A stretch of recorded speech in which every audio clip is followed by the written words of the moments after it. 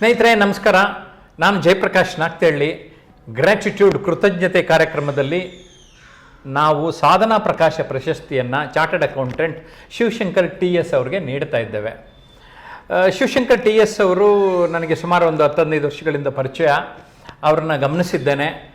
ಸಾಧನಾ ಪ್ರಕಾಶ ಪ್ರಶಸ್ತಿಗೆ ಸೂಕ್ತ ವ್ಯಕ್ತಿ ಅಂತ ನಿಮ್ಮ ಮುಂದೆ ಕರ್ಕೊಂಬಂದಿದ್ದೇನೆ ಇವತ್ತು. ಸರ್ ನಮಸ್ಕಾರ. ನಮಸ್ಕಾರ sir, thank you so much. Shivashankar ಸದ್ದಿಲ್ಲದೆ ಕಾಯಕ ಮಾಡೋದು ಅಂತಾರೆ. ನೀವಂತರ ಸದ್ದಿಲ್ಲದೆ ಏನು ಕೆಲಸ ಮಾಡಬೇಕೋ ತಮ್ಮ ಪಾಡಿಗೆ ತಾವು ಮಾಡ್ಕೊಂಡು ಹೋಗ್ತೀರಿ. ನಿಮ್ಮನ್ನು ಗಮನಿಸಿದ್ದೇನೆ ನಾನು. ಸಾಧನ ಪ್ರಕಾಶ ಪ್ರಶಸ್ತಿ ಸ್ವೀಕರಿಸೋದಕ್ಕೆ ಒಪ್ಕೊಂಡಿರೋದಕ್ಕೆ ಧನ್ಯವಾದಗಳನ್ನು ಸಲ್ಲಿಸ್ತೇನೆ. ಧನ್ಯವಾದಗಳು ಸರ್. ಸೆಪ್ಟೆಂಬರ್ 22 ನಾಗಮ್ಮ ಫೌಂಡೇಶನ್ ವತಿಯಿಂದ ಕೃತಜ್ಞತೆ ಕಾರ್ಯಕ್ರಮ ಬೆಂಗಳೂರಿನಲ್ಲಿ ಭಾನುವಾರ ಬೆಳಿಗ್ಗೆ 10 ಗಂಟೆಗೆ ನಡೆಯುತ್ತೆ. ಈ ಮಾಹಿತಿ ಕೊಡ್ತಾ ಸರ್, ನೀವು ಚಾರ್ಟರ್ಡ್ ಅಕೌಂಟೆಂಟ್ ಆಗಿ ಸುಮಾರು 22 ವರ್ಷದ ಅನುಭವ ಆಯಿತು. ಆ ಅನುಭವನ ಸಂಕ್ಷಿಪ್ತವಾಗಿ ನಮ್ಮ ಜೊತೆ ಶೇರ್ ಮಾಡೋದಾದರೆ? ನಾನು ಚಾರ್ಟರ್ಡ್ ಅಕೌಂಟೆಂಟ್ ಆಗಿದ್ದೆ ಒಂಥರ ಆಕ್ಸಿಡೆಂಟಲ್ ಪ್ರೈಮ್ ಮಿನಿಸ್ಟರ್ ಅಂತಾರಲ್ಲ, ಆ ಥರ ನಾನು ಆಕ್ಸಿಡೆಂಟಲ್ ಚಾರ್ಟರ್ಡ್ ಅಕೌಂಟೆಂಟ್ ಅಂತ ಚಾರ್ಟರ್ಡ್ ಅಕೌಂಟೆನ್ಸಿ ಕೋರ್ಸ್ಗೆ ಎಂಟ್ರಿ ಆಗಿದ್ದೆ ಆ ಥರ. ಬೇಸಿಕಲಿ BSc ಎಲೆಕ್ಟ್ರಾನಿಕ್ಸ್ ಮಾಡಿದ್ದು. ನಾನು ತುಂಬಾ MSc ಎಲೆಕ್ಟ್ರಾನಿಕ್ಸ್ ಮಾಡ್ಬೇಕಂತ ತುಂಬಾ ನನ್ಗೆ ಚಿಕ್ಕಂದಿಂದ ಆಸೆ ಇದ್ದಿದ್ದೆ. ಅದು ಬೆಂಗಳೂರಿಗೆ ಬಂದಾಗ MSc ಎಲೆಕ್ಟ್ರಾನಿಕ್ಸ್ಗೆ ಬ್ಯಾಂಗ್ಳೂರ್ ಯೂನಿವರ್ಸಿಟಿಗೆ ಬಂದಾಗ ನಮ್ಮ ಭಾವ ಅವರ ಫ್ರೆಂಡ್ ಒಬ್ರು CA ಇದ್ದಾರೆ. ಅವ್ರ ಹತ್ರ ಒಂದು ಹಾಸ್ಟೆಲ್ ಸೀಟ್ಗೋಸ್ಕರ ಮಾತಾಡಕ್ಕೆ ಅಂತ ಹೋದಾಗ ಮಾತಾಡ್ತಾ ಅವರು ಚಾರ್ಟರ್ಡ್ ಅಕೌಂಟೆಂಟು. ಅವರು BSc CBZ ಮಾಡಿ CA ಆಗಿದ್ರು. ಓಹೋ. ಅವಾಗ ಹಂಗೆ ಮಾತಾಡ್ತಾ ಇದ್ದಾಗ ನಮ್ಮ ಭಾವ ಲಾಸ್ಟ್ ಹಾಸ್ಟೆಲ್ದೆಲ್ಲ ಸೆಟ್ ಆಯ್ತು, ಕಾಲೇಜಲ್ಲೂ ಈ ಸೀಟ್ ಸಿಗೋ ಚಾನ್ಸಸ್ ಇತ್ತು. ಬಟ್ ಅವಾಗ ಒಂದು 35-40 ಸಾವಿರ ರೂಪಾಯಿ ಎಕ್ಸ್ಪೆಂಡಿಚರ್ ಆಗ್ತಿತ್ತು. ಅಲ್ಲಿಂದ ಕೆಳಗಡೆ ಸ್ಟೆಪ್ಸ್ ಇಳಿಬೇಕಿದ್ರೆ ನಮ್ಮ ಭಾವ ಅವ್ರು ಕೇಳಿದ್ರು, ಇವರು CA ಮಾಡಿದ್ದಾರೆ, ನೀನು BSc ಮಾಡಿದ್ಯಾ, ಯಾಕೆ CA ಆಗಬಾರ್ದು ಅಂತ. ಅಂದ್ರೆ ಕೆಲವೊಂದ್ಸರಿ ಸಂಭಾಷಣೆಗಳು ಅಥವಾ ಇನ್ನೊಬ್ರ ಜೊತೆ ಮಾತಾಡೋದು ಹೆಲ್ಪ್ ಆಗುತ್ತೆ ಅಂತ ಆಯ್ತು. ಖಂಡಿತ. ಆ ಮೂಮೆಂಟ್ ಅಲ್ಲಿ ನಾನು CA ಯಾಕೆ ಆಗ್ಬಾರ್ದು, ಓದ್ಬೋದಲ್ಲ ಅಂತೇಳಿ CA ಕೋರ್ಸ್ಗೆ ಡಿಸೈಡ್ ಮಾಡಿದ್ದು. ಬಟ್ ಮೈನ್ ಕೋರ್ಸ್ ಬಂದು ನಾನು CA ಅಂದ್ರೆ ಏನು ಅನ್ನೋದು ಗೊತ್ತಿಲ್ಲ. ಈ ಟ್ಯಾಕ್ಸ್ ಮ್ಯಾಟರ್ಸ್, ಅಕೌಂಟಿಂಗ್ ಮ್ಯಾಟರ್ಸ್ ಏನೂ ಗೊತ್ತಿಲ್ಲ. ಬಟ್ ಆ ಕ್ಷಣದಲ್ಲಿ ನಾನು ತೋಚಿದ್ದು, ನಾನು ಡಿಸೈಡ್ ಮಾಡಿದ್ದು ಒಂದೇ ಒಂದು ವಿಷಯದಿಂದ. BSc ಎಲೆಕ್ಟ್ರಾನಿಕ್ಸ್ ಮುಗಿಸಿ MSc ಎಲೆಕ್ಟ್ರಾನಿಕ್ಸ್ ಅಥವಾ MCAಗೆ ಹೋದ್ರೆ ಒಂದು 45-50 ಸಾವಿರ ರೂಪಾಯಿ ಬೇಕಾಗತ್ತೆ. CAಗೆ ಎಲ್ಲ ಕ್ಯಾಲ್ಕುಲೇಟ್ ಮಾಡಿದ್ವಿ. ಅರೌಂಡ್ 10 ಸಾವಿರ ರೂಪಾಯಿ ಎಲ್ಲ ಮುಗಿದೋಗುತ್ತೆ. Only because of that financial ಕಮಿಟ್ಮೆಂಟ್ಗೋಸ್ಕರ CA ಬಂದೆ. ಅಂಡ್ ಅಲ್ಲಿಂದ ನಾನು ಹಿಂದಿರುಗಿ ನೋಡೇ ಇಲ್ಲ. ಇಲ್ಲಿ ಬಂಡವಾಳ ಹಾಕೋದು ಕಡಿಮೆ, ದುಡಿಯೋದು ಜಾಸ್ತಿ. ತುಂಬಾ ಒಳ್ಳೆ ನಿರ್ಧಾರ ತಗೊಂಡ್ರಿ ಸರ್. ಇಲ್ಲಿ ಇನ್ಕಮ್ ಟ್ಯಾಕ್ಸು, ಕಂಪ್ನಿ ಮ್ಯಾಟರ್ಸು, ಜೊತೆಗೆ ಇಂಡೈರೆಕ್ಟ್ ಟ್ಯಾಕ್ಸಸ್ಸು, ಈ ಒಂದೊಂದ್ರ ಬಗ್ಗೆನೂ ಒಂದು ಚೂರು ಮಾಹಿತಿ. ಇನ್ಕಮ್ ಟ್ಯಾಕ್ಸ್ ಸರಳವಾಗಿ ಅರ್ಥ ಮಾಡಿಸೋದಾದ್ರೆ? ಇನ್ಕಮ್ ಟ್ಯಾಕ್ಸ್ ಅಥವಾ ಇಂಡೈರೆಕ್ಟ್ ಟ್ಯಾಕ್ಸ್ ಅಥವಾ ಡೈರೆಕ್ಟ್ ಟ್ಯಾಕ್ಸ್ ಅಂತಂದ್ರೆ ನಾವು ನೇರವಾಗಿ ಕಟ್ಟೋದನ್ನ ಇನ್ಕಮ್ ಟ್ಯಾಕ್ಸ್ ಅಂತೀವಿ. ನಾವ್ ಏನ್ ಆದಾಯ ತಗೋತೀವಿ, ನಾವ್ ಏನ್ ಇನ್ಕಮ್ ನ ಅರ್ನ್ ಮಾಡ್ತೀವಿ, ಆ ಅರ್ನಿಂಗ್ಸ್ ಬೇಸ್ ಮೇಲೆ ಟ್ಯಾಕ್ಸ್ ಕಟ್ಟಬೇಕು ಗೌರ್ಮೆಂಟ್ಗೆ. ಗೌರ್ಮೆಂಟ್ ತುಂಬಾ ಇನ್ಫ್ರಾಸ್ಟ್ರಕ್ಚರ್ ಡೆವಲಪ್ ಮಾಡಬೇಕು, ಬೇರೆ ಸೆಕ್ಯೂರಿಟಿ ಪರ್ಪಸ್, ಆ ರೀಸನ್ಸ್ಗೆ ಟ್ಯಾಕ್ಸಸ್. ಅಂದ್ರೆ ಟ್ಯಾಕ್ಸ್ ಪೇಯರ್ ಇಂದಾನೆ ನಮ್ಮ ದೇಶದ ಅಭಿವೃದ್ಧಿ ಆಗೋದು, ಸಿಂಪಲ್ ಆಗಿ ಹೇಳೋದು. ಅದು ದೇಶದ ಅಭಿವೃದ್ಧಿಯಲ್ಲಿ ಟ್ಯಾಕ್ಸಸ್ ಅನ್ನೋದು ತುಂಬಾ ಕಾಂಟ್ರಿಬ್ಯೂಟ್ ಮಾಡುತ್ತಾ. ಅಂದ್ರೆ ಇಂಡೈರೆಕ್ಟ್ ಆಗಿ ಒಬ್ಬೊಬ್ಬ ಪ್ರಜೆನೂ ಕಾಂಟ್ರಿಬ್ಯೂಷನ್ ಮಾಡ್ತಾರೆ. ಇದು GST ಮುಖಾಂತರ, ಎಕ್ಸೈಸ್ ಡ್ಯೂಟಿ ಮುಖಾಂತರ ಮುಂಚೆ ಎಲ್ಲ ಇತ್ತು. ಅದು ನಮ್ಮ ಆದಾಯಗಳ ಮೇಲೆ ನಾವು ಕಟ್ಟೋದು ಡೈರೆಕ್ಟ್ ಟ್ಯಾಕ್ಸಸ್. ನಮಗೆ ಗೊತ್ತಿಲ್ದಿರ ಬೇರೆಯವ್ರ ಮುಖಾಂತರ ಕಟ್ಟೋದು ಇಂಡೈರೆಕ್ಟ್ ಟ್ಯಾಕ್ಸ್. ಅದು ನಾವು GST ಅಂತೀವಿ.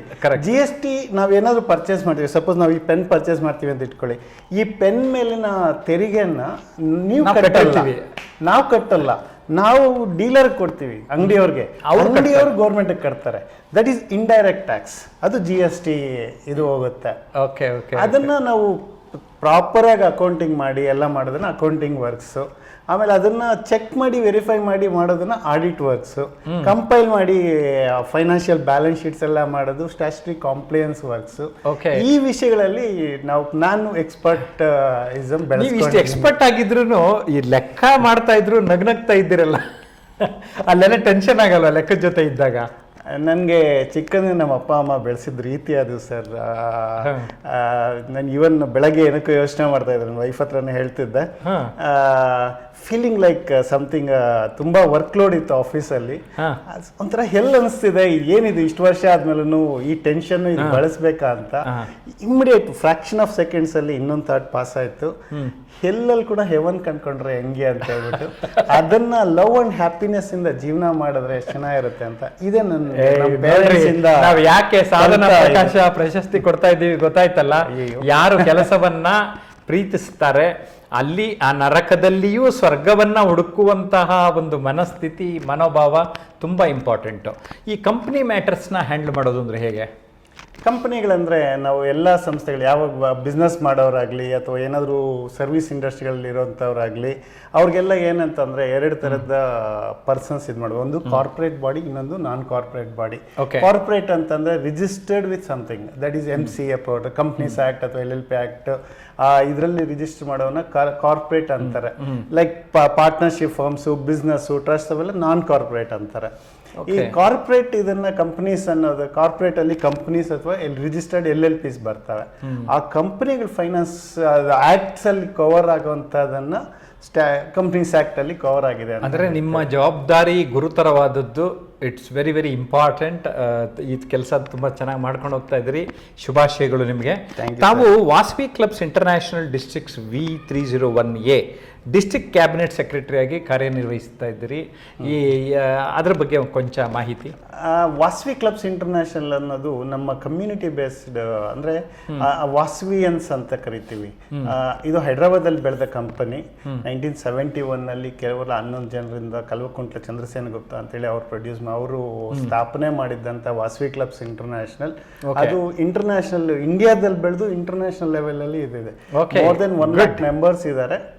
ಅದರಲ್ಲಿ ಡಿಸ್ಟ್ರಿಕ್ಟ್ಸ್ ಇರ್ತವೆ. ಈಗ ಲಯನ್ಸ್, ರೋಟರಿ ಅಂತ ಕೇಳಿದ್ರಲ್ಲ, JCI ಎಲ್ಲ, ಆ ಥರ ವಾಸವಿ ಕ್ಲಬ್ಸು ಒಂದು ಡಿಸ್ಟ್ರಿಕ್ಟ್ ಅಂತ ಇರುತ್ತೆ. ಅಂತ ಒಂದು ಡಿಸ್ಟ್ರಿಕ್ಟ್ ಬೆಂಗಳೂರಲ್ಲಿ, ಕರ್ನಾಟಕದಲ್ಲಿ 2-3 ಡಿಸ್ಟ್ರಿಕ್ಟ್ ಇದೆ. ಒಂದು ಡಿಸ್ಟ್ರಿಕ್ಟ್ 301, 302, 303. 303ನಲ್ಲಿ ನಾನು ಕ್ಯಾಬಿನೆಟ್ ಸೆಕ್ರೆಟರಿ ಆಗಿ ಕಾರ್ಯನಿರ್ವಹಿಸಿದ್ದೆ. ಈಗ ಮತ್ತೆ ಈ ವರ್ಷ ಕಾರ್ಯನಿರ್ವಹಿಸ್ತಾ ಇದ್ದೀನಿ ಕೂಡ. Very good, very good. ಇದು service for all but managed by community Vasavi. ಗೊತ್ತಾಯ್ತು. ಈಗ ಅದೇನೇ ಲಯನ್ಸ್ ಕ್ಲಬ್ ಆಫ್ ಬೆಂಗಳೂರು ವೆಸ್ಟಲ್ಲೂ ಕೂಡ ತಾವು ಸೆಕ್ರೆಟರಿ ಮತ್ತು ಟ್ರೆಷರರ್ ಆಗಿದ್ರಿ. ಇದ್ರ ಬಗ್ಗೆ ಲಯನ್ಸ್ ಕ್ಲಬ್ ಬೆಂಗಳೂರು ವೆಸ್ಟ್ ಅಂತಂದರೆ it's one of the prestigious club ಇಂದ lions club international levels club ಅಲ್ಲೇ ಅಂತಲೇ ಹೇಳ್ಬೋದು. ಬಿಕಾಸ್ ನಮ್ಮ lions club of Bengaluru west associate ಆಗಿ 2 ದೊಡ್ಡ ಹಾಸ್ಪಿಟಲ್ಸ್ ಇದೆ. ಒಂದು ಸಿದ್ದಯ್ಯ ರೋಡಲ್ಲಿ ಲಯನ್ಸ್ ಐ ಹಾಸ್ಪಿಟಲ್ ಅಂತ, ಒಂದು JP ನಗರಲ್ಲಿ ಇನ್ನೊಂದು ಹಾಸ್ಪಿಟಲ್ ಲಯನ್ಸ್ ಐ ಹಾಸ್ಪಿಟಲ್ ಅಂತ 2 ಇದ್ದಾವೆ. ಅದು ಸಹ ತುಂಬ ದೊಡ್ಡದಾಗಿದೆ, ತುಂಬ ಕಾರ್ಯನಿರ್ವಹಿಸ್ತಾ ಇದೆ. ತುಂಬ ಜನರಿಗೆ ಹೆಲ್ಪು ಅಟ್ ಸಬ್ಸಿಡೈಸ್ಡ್ ರೇಟ್ಸಲ್ಲಿ ಸರ್ವೀಸು, ಡಾಕ್ಟರ್ಸು, ಕನ್ಸಲ್ಟಿಂಗ್ ಎಲ್ಲ ಅಟ್ ವೆರಿ ರೀಸನಬಲ್ ಕಾಸ್ಟಲ್ಲಿ ಕೊಡ್ತಿದೆ. ಅಂಥ ಕ್ಲಬ್ಗೆ ನಾನು 2015ಇಂದ ಮೆಂಬರ್ ಆಗಿದ್ದೀನಿ.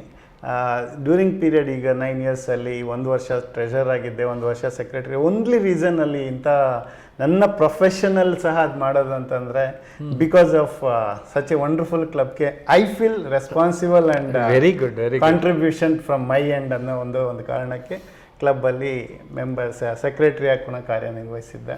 S sir. ನಾವು ರೆಕಾರ್ಡಿಂಗ್ ಶುರು ಮಾಡೋ ಮುಂಚೆ ವಿ ಕ್ಯಾನ್ ಸಂಸ್ಥೆ ಬಗ್ಗೆ ಮಾತಾಡ್ತಾ ಇದ್ವಿ. ಆಗ ಅಲ್ಲಿ ಇನ್ವಾಲ್ವ್ ಆಗಿರೋ ಟ್ರಸ್ಟೀಸ್ ಎಲ್ಲ ಜೆಮ್ಸ್ ಅಂತ ಒಂದು ವರ್ಡ್ ಯೂಸ್ ಮಾಡಿದ್ರಿ ನೀವು. ನಾನು ಕೂಡ ವಿ ಕ್ಯಾನ್ ಸಂಸ್ಥೆ ವತಿಯಿಂದ ಒಂದು ಪ್ರಶಸ್ತಿ ಕೊಟ್ಟಿದ್ದಾರೆ, ಅದಕ್ಕೆ ಥ್ಯಾಂಕ್ ಯು. ಜೊತೆಗೆ ರಾಜ್ಯೋತ್ಸವ ಪ್ರಶಸ್ತಿ ಅಂದ್ಬಿಟ್ಟು, ಜೊತೆಗೆ ಕೆಲವೊಂದು ಶಾಲಾ ಕಾಲೇಜುಗಳಲ್ಲಿ ತರಬೇತಿ ನೀಡಿದಾಗ ವಿ ಕ್ಯಾನ್ ಓತ್ನಲ್ಲಿಯೂ ಕೂಡ ನನ್ನ ಒಂದು ಸಹಕಾರದೊಂದಿಗೆ ಆ ಓತ್ನ ಫೈನಲೈಸ್ ಮಾಡಿದ್ರು. LN ಪ್ರಸಾದ್, ಶ್ರೀಧರ್ ಬಾಬು ಈ ಥರ. ಜೊತೆಗೆ ಕೆಲವೊಂದು ವಿಡಿಯೋಗಳನ್ನು ಜನರಿಗೆ ಸಾಮಾಜಿಕ ಕಳಕಳಿಯನ್ನು ಮೂಡಿಸೋ ಪ್ರಯತ್ನವನ್ನು ಮಾಡಿದ್ವಿ. ಆ ಸಂಸ್ಥೆಯ ಟ್ರಸ್ಟಿ ಆಗಿದ್ದೀರಿ. ಆ ಸಂಸ್ಥೆ ಬಗ್ಗೆ ಸರ್, ವಿ ಕ್ಯಾನ್ ಅನ್ನೋದು ಒಂದು ರಿಯಲಿ ಈವನ್ ಮೋದಿ ಬಂದ ಮೇಲೆ ಈ ಸ್ವಚ್ಛ ಭಾರತ್ ಅಂತ ನಾವೆಲ್ಲ ಸೇರಿದ್ರೆ ಒಬ್ಬ ಕೈ ಜೋಡಿಸಿದ್ರೆ ಪ್ರಪಂಚದಲ್ಲಿ ಗೆಲ್ಲಲಾಗದ್ದು ಯಾವುದೂ ಇಲ್ಲ ಅನ್ನೋ ಥರ ಒಂದು ಧ್ಯೇಯದ ಉದ್ದೇಶದಿಂದ ಟ್ರಸ್ಟ್ ಕ್ರಿಯೇಟ್ ಆಗಿದ್ದು. ಸ್ವಚ್ಛ ಭಾರತ್ ಅನ್ನೋದು ನಮ್ಮ ಅವಾಗಿನ ಒಂದು ಫಸ್ಟ್ ಗುರಿ. ಅದು ಯಾಕೆ ಆಗ್ಬಾರ್ದು ಮಕ್ಕಳಲ್ಲಿ. ವಿ ಕ್ಯಾನ್ ನಲ್ಲಿ ಫಸ್ಟ್ ನೀವೆಲ್ಲ ಆರಂಭ ಮಾಡಿದ್ರಿ, ಆಮೇಲೆ ಇದು ಇಲ್ಲಿ ಬಂತು, ಸರ್ಕಾರನೂ ಮಾಡ್ತು, ನಿಮಗೆ ಖುಷಿ ಆಗುತ್ತೆ. ಎಕ್ಸಾಕ್ಟ್ಲಿ. ಅದು ನಮ್ಮ 2000 ಫಸ್ಟ್ ನಾವು ಈವನ್ ಮೋದಿ ಪ್ರೈಮ್ ಮಿನಿಸ್ಟರ್ ಒಂದು 4 ವರ್ಷದ ಹಿಂದೆನೇ ಟ್ರಸ್ಟ್ ನಾವು ಅದೇ ಒಂದು ಮುಖ್ಯ ಧ್ಯೇಯದಿಂದ ಮಾಡಿದ್ವಿ.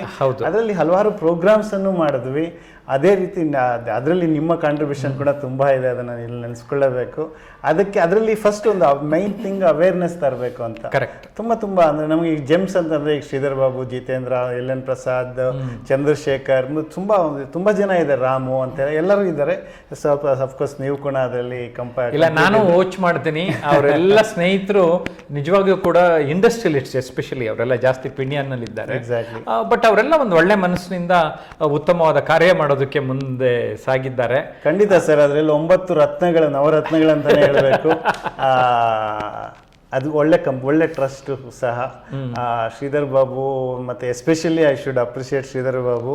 ಅವ್ರಿಗಿರುವಂಥ ಇಂಡಸ್ಟ್ರಿಯಲ್ ಬಿಸ್ನೆಸ್ಸಲ್ಲಿ ಸಹ ಟೈಮ್ ತಗೊಂಡು ಇದಕ್ಕೋಸ್ಕರ ತುಂಬಾ ವರ್ಕ್ ಮಾಡಿದ್ದಾರೆ, ಮಾಡ್ತಾ ಇದ್ದಾರೆ. ಜೆಮ್ಸ್ ಅನ್ನೋದು ಯಾಕೆ ಹೇಳಿದೆ ಅಂತಂದರೆ, individually each person is really wonderful diamond sir. ಅದರಲ್ಲಿ no doubt about that. Collective ಅಂತ ಬಂದಾಗ ನಮಗೆ ಲೀಡರ್ಶಿಪ್ ಏನಾದರೂ ಟ್ರಸ್ಟ್, ನಾನು ಇವತ್ತು ಓಪನ್ ಆಗಿ ಹೇಳ್ತಾ ಇದ್ದೀನಿ, ಕಲೆಕ್ಟಿವ್ ಅಂತ ಬಂದಾಗ ಟ್ರಸ್ಟಲ್ಲಿ ಒಂದು ಪೊಸಿಷನ್ನಿಂದ ರೆಸ್ಪಾನ್ಸಿಬಿಲಿಟಿ ತಗೊಂಡು ಮಾಡಿದ್ರೆ ಇದು ನಮಗೆ ಪ್ರಾಬಬಲಿ ಸ್ವಲ್ಪ ಸ್ಲೋ ಡೌನ್ ಅಥವಾ ನಾವು ಅಂದ್ಕೊಂಡಷ್ಟು ಪಿಕ್ ಜಾಸ್ತಿ ಎತ್ತರಕ್ಕೆ, ಆದ್ರೆ ಮುಂದಿನ ದಿನಗಳಲ್ಲಿ ಆಗ್ಲಿ ಎಲ್ಲ ಪ್ರಯತ್ನ ಪಡ್ಲಿ. ನಿಮ್ಮ ಎಲ್ಲ ಸ್ನೇಹಿತರನ್ನು ಕೂಡ ಕಾರ್ಯಕ್ರಮ ಕರ್ಕೊಂಡು ಬನ್ನಿ. ಜೊತೆಗೆ ನಮ್ಮ ನಾಗಮ್ಮ ಫೌಂಡೇಶನ್ ಗ್ರಾಟಿಟ್ಯೂಡ್ ಫಂಕ್ಷನ್ಗೆ 2 ಅಥವಾ 3 ವರ್ಷಗಳು ಮೆಮೆಂಟೋಸ್ನ ಸ್ಪಾನ್ಸರ್ ಕೂಡ ತಮ್ಮ ಸಂಸ್ಥೆ ಮಾಡಿತ್ತು. ನಾನು ಇಲ್ಲಿ ಸ್ಮರಿಸ್ತಾ ಇದ್ದೇನೆ. VSK ಮತ್ತು ಕನ್ಸ್ಯೂಮ್ಯಾಕ್ಸ್ ಫೌಂಡೇಶನ್ ಟ್ರಸ್ಟಿ ಕೂಡ ಆಗಿದ್ದೀರಿ. ಅದ್ರ ಬಗ್ಗೆ VSK ಅಂದರೆ ವಾಸವಿ ಸ್ನೇಹಕೂಟ ಅಂತ. ನಾವು ಅದರಲ್ಲಿ ಒಂದು 16 ಜನ ಸೇರಿ ಒಂದು ಟ್ರಸ್ಟ್ ಕ್ರಿಯೇಟ್ ಮಾಡಿದ್ವಿ. ಅದು ಮುಂಚೆ ಒಂದು ಡಿಸಾರ್ಗನೈಸ್, ಅಂದರೆ ಅದೊಂದು ಹೆಸರು ಇದಿರಲಿಲ್ಲ. ಇದು ಸ್ಟಾರ್ಟ್ ಮಾಡಿ 20 ವರ್ಷದ ಮೇಲಾಗಿದೆ. ಅದರಲ್ಲಿ ಶಾಲಾ ಮಕ್ಕಳಿಗೆ ನಮ್ಮ ಕಡೆಯಿಂದನೇ ನಾವೇ ಹೋಗ್ಬಿಟ್ಟು ಬುಕ್ಸು, ಗೌರ್ಮೆಂಟ್ ಸ್ಕೂಲ್ಸ್ ಮಾತ್ರ, ನಾಟ್ ಇವನ್ ಏಡೆಡ್, ಗೌರ್ಮೆಂಟ್ ಸ್ಕೂಲ್ಸ್ಗೆ ಫ್ರೀ ಬುಕ್ಸ್ನ ಡಿಸ್ಟ್ರಿಬ್ಯೂಟ್ ಮಾಡ್ತಿದ್ವಿ. ಕಂಪ್ಲೀಟ್ ಪ್ರೈಮರಿಯಿಂದ ಹೈಸ್ಕೂಲ್ 10th ಸ್ಟ್ಯಾಂಡರ್ಡ್ ತನಕ ನಮ್ಮ ಎಲ್ಲ ಮೆಂಬರ್ಸ್. ಇವತ್ತು ನನಗೆ ಹೆಮ್ಮೆ ಆಗುತ್ತೆ, 72 ಜನ ಫ್ಯಾಮ್ಲೀಸ್ ನಾವು ಒಟ್ಟಿಗೆ ಸೇರಿ ಸುಮಾರು 1 ಲಕ್ಷಕ್ಕೂ ಮೀರಿ ಬುಕ್ಸನ್ನು ಫ್ರೀಯಾಗಿ ನಾವು ಡಿಸ್ಟ್ರಿಬ್ಯೂಟ್ ಮಾಡ್ತಾ ಇದ್ದೀವಿ. ಗ್ರೇಟ್, ಅಪ್ರಿಷಿಯೇಟ್ ಮಾಡಬೇಕು. ಸಾಧನಾ ಪ್ರಕಾಶ ಪ್ರಶಸ್ತಿ ಸ್ವೀಕರಿಸೋದನ್ನು ನೀವು ನೋಡಬೇಕು ಅಂದರೆ ನಮ್ಮ ಕಚೇರಿಗೆ ಸಂಪರ್ಕ ಮಾಡಿ. 9341259267 ನಿಮಗೆ ಫ್ರೀ ಪಾಸ್ ಸಿಗುತ್ತೆ ಅಂತ ಹೇಳ್ತಾ ಇದ್ದೀನಿ. ಜೊತೆಗೆ ಈಗ ಒಂದು 25 ಸದಸ್ಯರು ಸೇರಿಕೊಂಡು ನಿಮ್ಮ ಕಾರ್ಯವನ್ನು ನಿರ್ವಹಿಸ್ತಾ ಇದ್ದಾರೆ. ಅಂದರೆ ಇದೊಂದು ಸ್ಮಾಲ್ ಟೀಮ್ ಇದು. ಅಂದರೆ ಈ ಟೀಮ್ ಬಿಲ್ಡಿಂಗ್ ಎಷ್ಟು ಇಂಪಾರ್ಟೆಂಟು ಸರ್? ಟೀಮ್ ಇಲ್ಲ ಅಂದರೆ ಒಬ್ಬನು ₹1 ಹಾಕಿದಾಗ ನಾವು ಒಂದು 10 ಜನ ಇಲ್ಲ 25 ಅಂದರೆ ₹25 ಆಗುತ್ತೆ. ₹1 ನಾವು ಖರ್ಚು ಮಾಡೋಣ, ₹25 ಸೇರಿದ್ರೆ ಒಬ್ಬರಿಗೆ ಕೊಟ್ಟರು ಅದು ಅದರ ಫಲ ಜಾಸ್ತಿ ಸಿಗುತ್ತಾ. ನಮ್ಮ ಆ ಒಂದು contribution individually all are business people. ನಾವೊಬ್ಬರು ಒಂದು ಸ್ಕೂಲ್ಗೆ ಹೋಗಿ ಕೊಡ್ತೀವಿ ಅನ್ನೋದಕ್ಕಿಂತ ಒಂದು ಸಂಘ ಸಂಸ್ಥೆ ಮಾಡಿ ನಾವು ಆ ಸಂಘದಿಂದ ಕೊಡ್ತೀವಿ ಅಂತಂದಾಗ beneficiaries will get benefit more ಅನ್ನೋದು ನಮ್ಮ ಇದು. ಹಾಗಾಗಿ ನಾವು ಜೊತೆಗೂಡಿ ಇದು ಮಾಡ್ತಾ ಇದ್ದೇವೆ.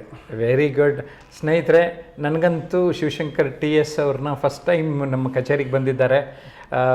ಅವ್ರಿಗೆ ನಾನು ಆತ್ಮೀಯವಾಗಿ ಗೌರವದಿಂದ ಸ್ವಾಗತಿಸ್ತಾ, ಮತ್ತು ರೆಕಾರ್ಡಿಂಗ್ ಆದಮೇಲೆ ಬೀಳ್ಕೊಡ್ಲೇಬೇಕು, ಈ ವಿಡಿಯೋಯಿಂದನೂ ಬೀಳ್ಕೊಡ್ಬೇಕಾಗಿದೆ. ಗಮನಿಸ್ತಾ ಇರಿ. ಗ್ರ್ಯಾಟಿಟ್ಯೂಡ್ ಫಂಕ್ಷನ್ಗೆ ಮಾಹಿತಿಯನ್ನು ನಾನು ನಿರಂತರವಾಗಿ ಕೊಡ್ತಾ ಬರ್ತಾ ಇರ್ತೀನಿ. ನಿಮ್ಮೆಲ್ಲರಿಗೂ ಒಳ್ಳೆಯದಾಗಲಿ sir. Thank you so much sir. ನಮಗೆ ನಿಮ್ಮ ಜೊತೆಯ ಸಂಪರ್ಕ ಇದು ನಮಗೂ ಹೆಮ್ಮೆ ಆಗುತ್ತೆ. Thank you sir. Thank you so much. Thank you sir. ನಮ್ಮ ಪ್ರೀತಿಯ JP ಅವರಿಗೆ ಥ್ಯಾಂಕ್ ಯು ಸರ್.